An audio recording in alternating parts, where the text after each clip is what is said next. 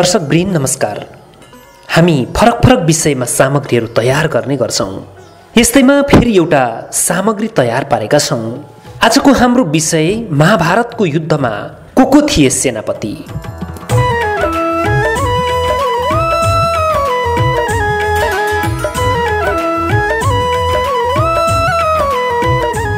दर्शकवृन्द, महाभारतमा जम्मा 18,000 श्लोक छन्। महाभारतको युद्ध जम्मा 18 दिन चलेको थियो र युद्धमा भाग लिएका मध्ये 18 जना मात्र बाँचेका थिए।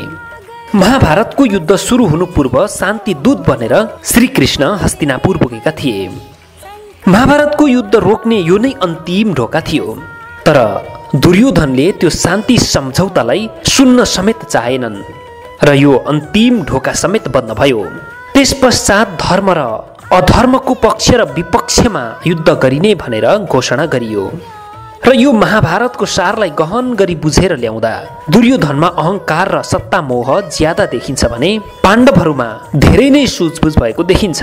महाभारतको समस्या त्यति बेला सुरु भएको हो जति बेला भीष्म पितामहले ब्रह्मचारी बस्ने प्रतिज्ञा गरे र महाभारतको युद्धको बिउ त्यति बेला रोपिएको हो जति बेला दृष्टिविहीन धृतराष्ट्रको विवाहको लागि गान्धार देशकी राजकुमारी गान्धारीलाई माग्न भीष्म पितामह गएका थिए र महाभारतको युद्धको सुरुवात त्यति बेला भएको जति बेला द्रौपदीको राज्यसभामा बेइज्जत भएको थियो। दर्शकवृन्द, यी कुराहरूलाई केलाउन थाल्यो भने पुरै महाभारतको कथा भन्नुपर्ने हुन्छ। यस भिडियोमा हामी मात्रै महाभारतको युद्धमा कौरव सेनाका सेनापति को बनेका थिए र पाण्डव सेनाका सेनापति को बनेका थिए भन्ने विषयमा कुरा गर्छौं।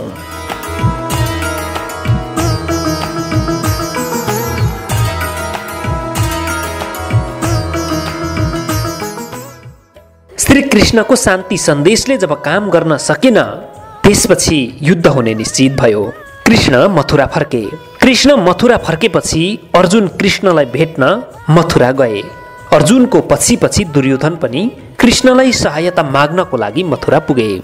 यहाँ एउटा कुरा भनिहालौं, अर्जुन र कृष्ण घनिष्ठ मित्र हुन् भने कृष्णका दाजु बलराम भीम र दुर्योधनका गुरु हुन्। भीम र दुर्योधन दुवै बलरामका प्रिय चेलाहरू हुन्। उनीहरूले बलरामसँग गदा युद्ध सिकेका थिए। बलरामले भने सुरुदेखि नै यो युद्धको विपक्षमा आफ्ना तर्कहरू राखिरहेका थिए र कृष्णले पनि यो युद्धमा हतियार नउठाउने प्रतिज्ञा गरिसकेका थिए। हुन त कृष्ण भएका ठाउँमा अर्जुन पहिला पुगेका थिए र दुर्योधन पछि पुगे पनि कृष्णलाई आफ्नो प्रस्ताव पहिला सुनाएका थिए। कृष्णले कसलाई पहिला सम्बोधन गर्ने भन्ने विषयमा विवाद हुन थाल्यो। अर्जुनले कृष्णका सामु म पहिला आइपुगेको हुँ भनेर आफ्नो तर्क राखे भने दुर्योधनले म पछि आइपुगे पनि मैले प्रस्ताव पहिला राखेको हुँ भनेर तर्क गर्न थाले। निकै बेर विवाद पश्चात कृष्णले विवादको समाधान गर्दै भने जो कान्छो हो उसको पहिलो अधिकार हुनेछ। त्यसपछि अर्जुनले पनि कृष्णलाई आफ्नो प्रस्ताव राखे। दुवैजनाको कृष्णसँग प्रस्ताव युद्धका लागि सहायता माग्ने नै थियो। कृष्णले भने एकातिर मेरा चतुरङ्गी सेना छन् र एकातिर म छु। एकजनाले सेना रोज्नु पर्ने हुनेछ, एकजनाले मलाई रोज्नु पर्ने हुनेछ र रोज्न पाउने अधिकार अर्जुनको थियो किनभने अर्जुन दुर्योधन भन्दा साना थिए। कृष्णलाई रोजे। कृष्णले भने मलाई रोजेर के गर्छौ, म त निहत्था छु। मैले यो युद्धमा हतियार नउठाउने निर्णय लिइसकेको छु। त्यसपछि अर्जुनले कृष्णलाई भने यो युद्ध सत्य र असत्य बीचको युद्ध हो, धर्म र अधर्म बीचको युद्ध हो। यो युद्ध सेनाले जित्ने होइन, यो युद्ध सत्यले असत्यमाथि पराजय गर्ने युद्ध हो। त्यसैले हाम्रो युद्धमा तपाई मेरो रथको सारथी बनिदिनुहोस्। त्यसरी कृष्णलाई अर्जुनले प्रस्ताव गरे। अर्जुनको प्रस्ताव सुनेर दुर्योधनलाई हाँसो उठ्यो। दुर्योधनले पहिला रोज्न पाएका थिए भने पनि कृष्णसँग सेना नै माग्न आएका थिए। अन्ततः दुर्योधनलाई चिट्ठा परे जस्तै भयो। दुर्योधनले कृष्णसँग कृष्णका चतुरङ्गिनी सेना मागे र उनीहरू फर्के।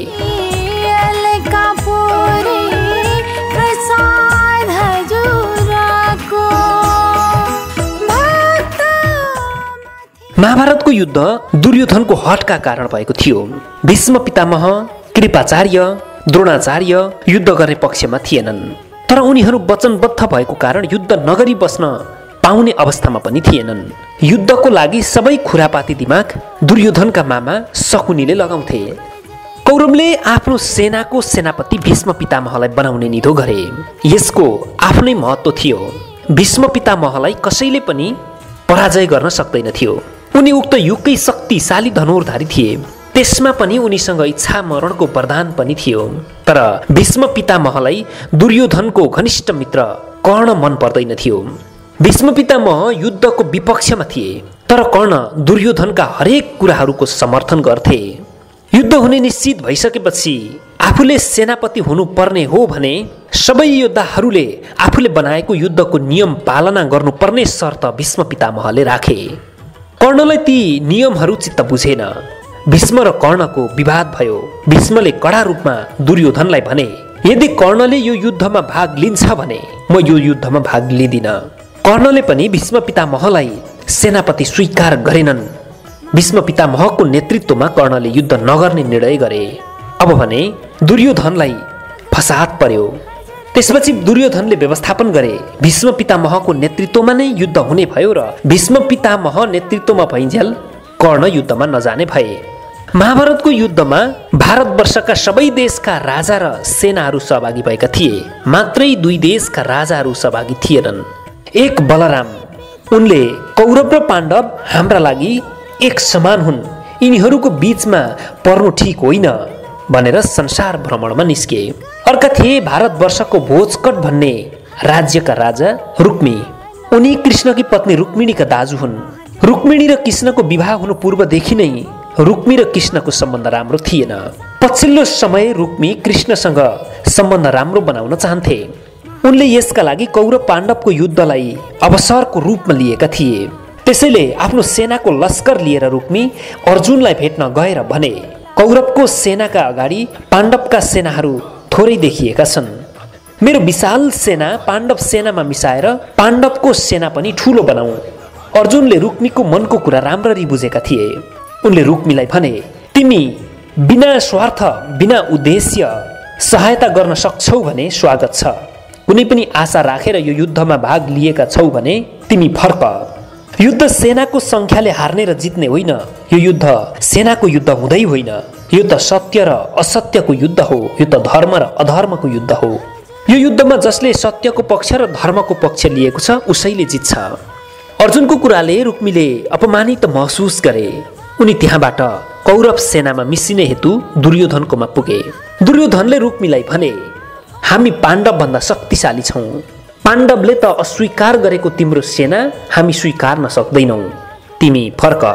यसरी रुक्मीले उक्त युद्धमा भाग लिन पाएनन्। उनी अपमानित भएर भोजकट फर्के।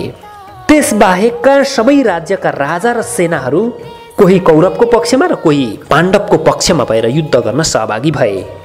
पाण्डवहरूले आफ्नो विशाल सेनालाई 7 भागमा विभाजन गरेका थिए।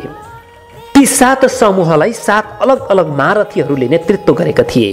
ती 7 महारथीहरू थिए द्रुपद, विराट, धृष्टद्युम्न, शिखण्डी, सात्विकी, सिखिताम र भीम।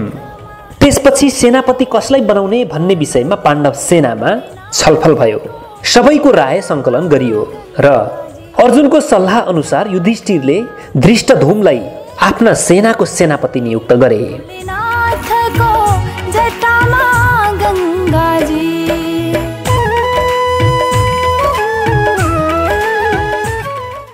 कौरव र पाण्डव कुरुक्षेत्रमा उपस्थित भए। चारैतिर सेनाको सागर देखेर अर्जुन स्थिर भए। उनले सोचे, यो युद्ध सकिँदा यहाँ भएका लाखौं निर्दोष सेना मारिनेछन्। हाम्रो सानो स्वार्थले यत्रा मानिस मार्न उचित हुने छैन। त्यसपछि उनले कृष्णलाई आफ्नो जिज्ञासा राखे। कृष्णले युद्ध सुरु हुनु पूर्व अर्जुनलाई दिएको उपदेश गीताको रूपमा विश्व प्रख्यात छ। युद्ध सुरु हुनु पूर्व युधिष्ठिरले कौरवका सेनापति भीष्म पितामह, गुरु द्रोणाचार्य, गुरु कृपाचार्य र शल्यसँग विजयी हुने आशीर्वाद मागेका थिए। त्यसबेला भीष्म पितामह र द्रोणाचार्यले आफूहरू युद्धको विपक्षमा भएको तर हस्तिनापुरको ऋणी भएको कारणले युद्ध गर्न बाध्य भएको बताएका थिए र पाण्डवहरूको हारको पक्षमा आफूहरू नरहेको बताएका थिए र उनीहरूले विजयीको आशीर्वाद दिएका थिए। भीष्म पितामहको नेतृत्वमा 10 दिन लगातार युद्ध भयो। भीष्म पितामहले जानाजान पाण्डवहरूलाई नमार्ने निर्णय लिएका थिए 10औं दिनका दिन शिखण्डीको सहायतामा अर्जुनले भीष्म पितामहलाई धराशायी पारेका थिए। त्यसपछि 11औं दिनदेखि कौरव सेनाको सेनापति बने गुरु द्रोणाचार्य। यहाँ एउटा मुख्य कुरा जोड्न जरुरी हुन्छ। भीष्म पितामहको नेतृत्वमा कौरव सेना सञ्चालन भइन्जेलसम्म युद्ध हुनु पूर्व भीष्म पितामहको निर्देशनमा जुन युद्ध नीति बनेको थियो त्यसमा थोरै पनि तलमाथि भएको थिएन र 10 दिनसम्म युद्धमा ठूलो क्षति पनि भएको थिएन।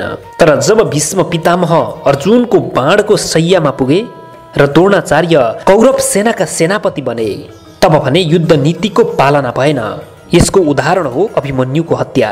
अभिमन्युको हत्यापछि युद्धको माहौल भड्कियो। त्यसको जिम्मेवारी द्रोणाचार्यलाई बनाउँदै उनको पनि युद्ध नीति विपरीत नै हत्या गरियो। द्रोणाचार्यको मृत्युपछि कौरव सेनाका सेनापति बने दुर्योधनका मित्र कर्ण। यहाँ एउटा कुरा भनिहालौं, भीष्म पितामह, गुरु द्रोणाचार्य र कर्ण यी तीनैजना त्यस बेलाका शक्तिशाली गुरु परशुरामका चेला हुन्। परशुरामले संसारमा 21औं पटक क्षत्रियहरूलाई नष्ट गरेका थिए। कर्ण पनि आफ्नै वचनमा प्रतिबद्ध थिए। उनी पाण्डवहरू मध्ये अरू कसैलाई पनि नमार्ने, मात्रै अर्जुनलाई मात्रै मार्ने निष्कर्षमा थिए र निर्णयमा थिए। यसका लागि उनले माता कुन्तीलाई वचन दिएका थिए। यसै सिलसिलामा युद्ध सुरु भएको 17औं दिनमा अर्जुनद्वारा कर्णको पनि मृत्यु भयो। त्यसपछि शल्यले कौरव सेनाको सेनापतिको जिम्मेवारी सम्हालेका थिए। युद्ध सुरु भएको 18औं दिनका दिन गदा युद्धमा भीमले दुर्योधनलाई परास्त गरे। यसरी महाभारतको युद्धमा सेनाका सेनापतिहरूले आफ्नो आफ्नो जिम्मेवारी वहन गरेका थिए।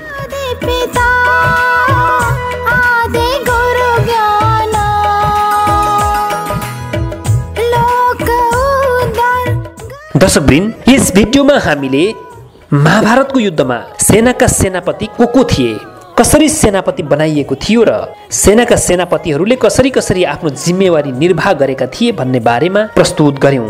यो सामग्री हेरिसकेपछि यहाँहरूलाई कस्तो लाग्यो? यो भिडियो मन पर्यो भने लाइक, कमेन्ट र सेयर गरिदिनु हुनका लागि विनम्र अनुरोध गर्दछौं। यस भिडियो प्रति तपाईहरुका कुनै जिज्ञासा छन् र यसमाथि तपाईहरुले भन्नुपर्ने कुनै शब्दहरू छन्, अर्थात् कुनै भन्नुपर्ने कुरा बाँकी रहेका छन् र आफ्नो तर्क राख्नु छ भने स्वतन्त्रपूर्वक राखिदिनु हुनका लागि पनि विनम्र अनुरोध गर्दछौं। र यो भिडियोलाई अन्तिमसम्म हेरिदिनु भएकोमा, लाइक, कमेन्ट र सेयर गरिदिनु भएकोमा तपाईहरुलाई धेरै धेरै धन्यवाद। हवस् त, नमस्कार।